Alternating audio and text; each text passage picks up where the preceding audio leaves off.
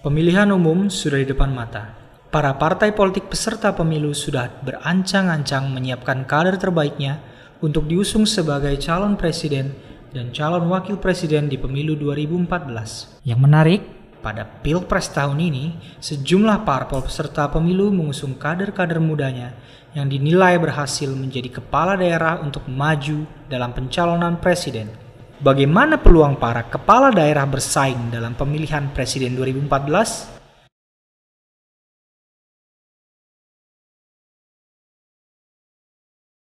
Tahun ini memang menjadi tahun krusial bagi bangsa Indonesia ya, karena ini adalah tahun pemilu, ini adalah sekitar 1,5 dekade kita setelah reformasi.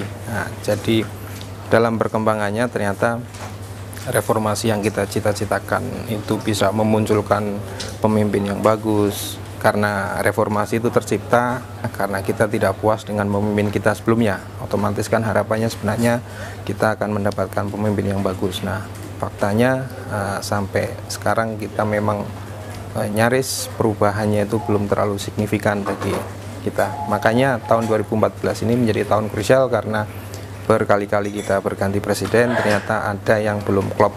Mungkin ada baiknya kita sekarang mulai melihat atau melirik potensi-potensi di daerah, karena beberapa pemimpin yang ada di daerah, yang muncul dari daerah, ternyata quote-unquote itu terbukti memiliki kapabilitas dan kredibilitas yang bagus dibanding kita hanya berkutat pada pemimpin-pemimpin yang ada di pusat saat ini. Yang kedua, pemimpin daerah itu juga relatif lebih dekat dengan masyarakatnya. Seperti umpamanya kita sudah memiliki pengalaman kayak Bu Risma, kemudian Pak Jokowi, kemudian Pak Ridwan Kamil, dan beberapa pemimpin daerah lain yang mereka punya kapabilitas dan mereka punya kapasitas yang bagus. Cuman sejauh ini mereka memang tarafnya masih tingkat lokal, dan kalau memang kita mau mencoba, tidak ada salahnya mereka kita angkat ke nasional.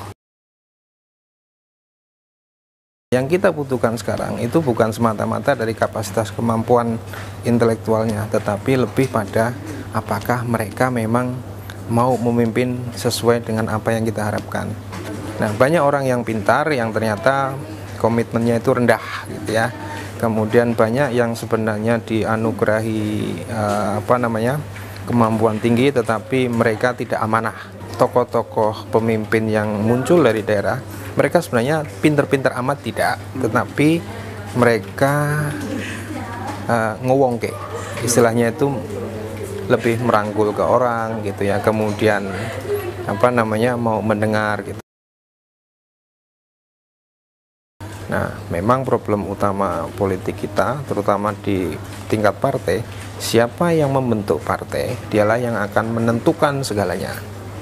Nah, ini yang kita sebut sebenarnya sebagai politik dinasti sesungguhnya. Jadi dalam beberapa